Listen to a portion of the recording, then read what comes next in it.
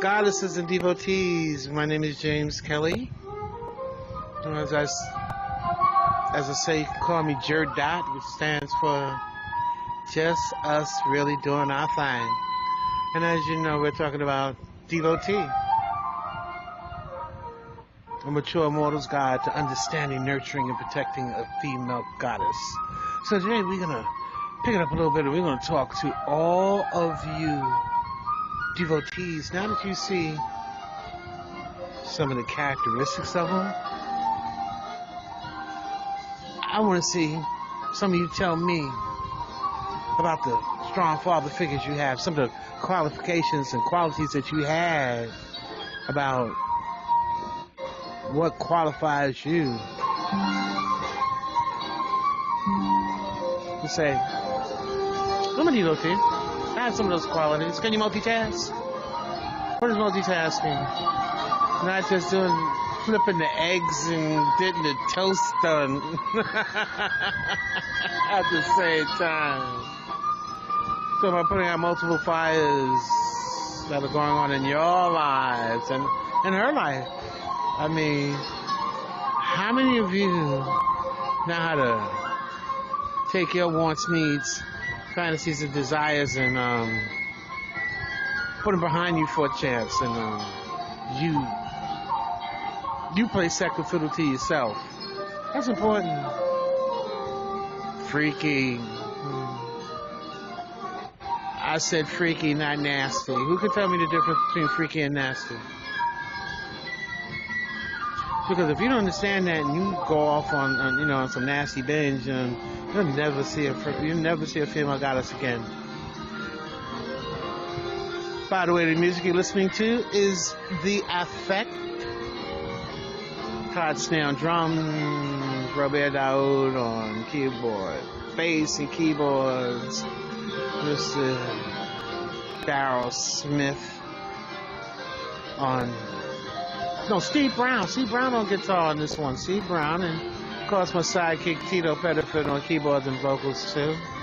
We're doing this in New Jersey at the Priory Live, and all of this is live, and you'll hear a lot of this more of this at Euphoric Music for Enlightened People show, which I'll be hosting also, bringing these jazzy musicians to light in what they did and how they did it. And they're devotees, definitely. But again, devotees, they've had siblings. They know how to treat a woman. They've never mistreated a woman or abused her in public, or ridiculed her, or denigrate her. As my father always taught me, I catch you put your hands on a female, then I'm going to put my hands on you. That's every same female that you're thinking about putting your hands on. That could be somebody's mother. That could be somebody's sister.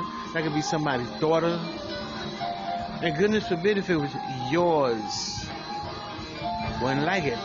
Or now you ready to take somebody out, right? But you treat a woman that way. You talk to her that way. You deny her things that she's entitled to. Especially if she's a goddess, she's entitled to damn near anything she wants. Because what she blesses and bestows upon you in the way of her spiritual strength, her intelligence, her forbearance, and qualities that we are going to go into sooner or later, that are so beholding, so divine, it eclipses you wanting to be egotistical. And that's why I was talking about being a humble individual. Being humble is very, very important in what you do. And again, quick thinking. Life requires that, as we all know. And when I said, and I just want to make sure you understand, when I said emotional, and I said very emotional, to understand emotions, not to be one of those flying off the handle individuals that some of us do. Yes, us men do that. Now, and I also want to talk about alpha. Let's get something straight about being an alpha. It doesn't mean controlling. It means nurturing and protecting.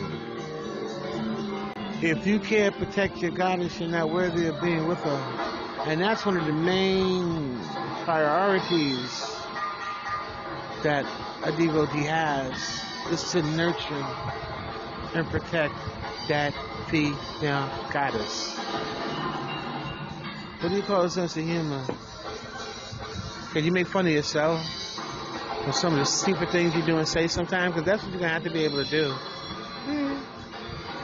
Because many times we put our foot in our mouths. But it's how do you take it out? Do you do it, with a sense of humor? Or do you do it bitingly? Goddesses can understand human frailties. That's why they're not very hard on individuals. For some of us, we take that for granted. So you devotees, tell me, what have you done to be worthy of being a devotee? I want to hear about those qualities you have. We're going to open it up. Oh, that's me on saxophone. Group is Affect. We're at the Priory in Newark, New Jersey back then. And Devotee, again, is on Amazon.com. Get your copy. We're doing Chapter 5, and soon we're going to bounce to Chapter 6.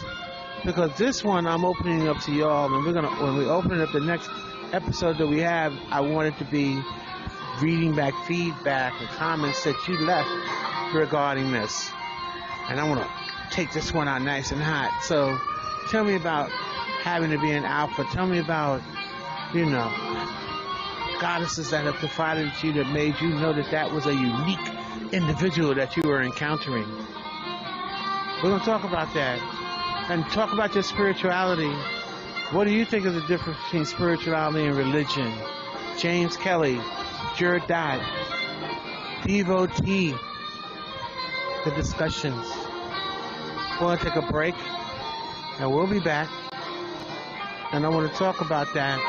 And we're going to get ready to go into, after that, we're going to go into Chapter 6. What to expect as a devotee when you first encounter a female goddess. Because if you have the qualities and you think you do, well, then let's talk about what it's going to be like when you get a really in-depth encounter one. How does that sound, okay? So, again, S.E.M.A.J Productions Inc., S.E.M.A.J Publishing Inc., Devotee, the discussions. We'll be right back, okay? Take care.